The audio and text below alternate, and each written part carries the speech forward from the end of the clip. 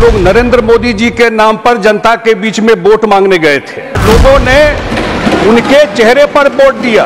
जब सरकार बनी 2005 में नीतीश कुमार जी की, तो हम लोग लालटेन युग में थे।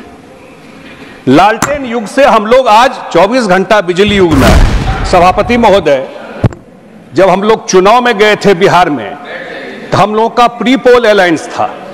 जनता को मालूम था कि हमारे प्रधानमंत्री का चेहरा कौन है। हम लोग नरेंद्र मोदी जी के नाम पर जनता के बीच में वोट मांगने गए थे।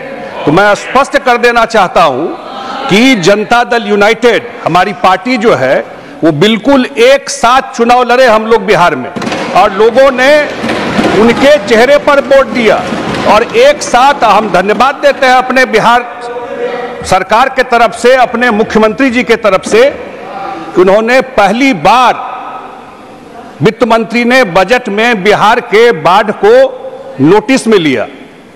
आपको पता है सभापति महोदय, 25 साल पहले झारखंड बिहार से अलग हुआ।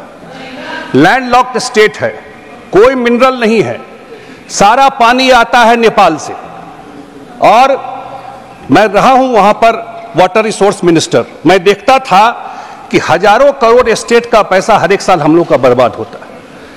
38 में से 28 जिला हम लोगों का, वो हर एक साल बाढ़ से प्रभावित होता है। इतना बड़ा एरिया, इतना बड़ा पॉपुलेशन, 8 करोड़ 9 करोड़ पॉपुलेशन, और नेपाल में हाई डैम बनना है। 30 साल 40 साल से वहां कोई काम नहीं हो रहा था। पहली बार वित्त मंत्री जी ने बजट में इसको नोटिस में लिया और साढ़े 11,000 करोड़ रुपया बिहार के फ्लड के लिए, बाढ़ के लिए उन्होंने मदद करने की सुविधा दी। दूसरा, जो सबसे बड़ा जो गया है, वहां पर जो गया जी है, विष्णुपद मंदिर है, पूरे देश दुनिया के हिंदू समाज के लोग पितृपक्ष में आते हैं पिंडदान देने के लिए। कुछ काम हम लोग के एनडीए सरकार, नीतीश कुमार जी की सरकार ने किया, लेकिन पहली बार इस सरकार ने पर्यटन में उसको, जैसे काशी विश्वनाथ का कॉरिडोर बनाया गया, उस हिसाब से डेवलप करने के लिए गया जी को लिया गया। उसी तरह से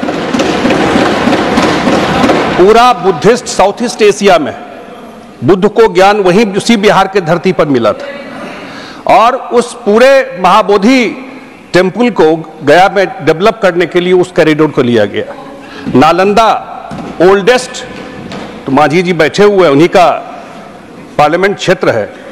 नालंदा सबसे पुराना यूनिवर्सिटी है। लोग कहते हैं जब यूरोप में यूनिवर्सिटी नहीं था तब नालंदा में लोग पढ़ने आते थे। नालंदा और राजगीर, इस दोनों को डेवलप करने के लिए इस पर्यटन के में जो लिया गया है, मेरे ख्याल से वो गेम चेंजर हो जाएगा पूरा एरिया के लिए। और हम लोग तो जब सरकार बनी 2005 में नीतीश कुमार जी की, तो हम लोग लालटेन युग में थे।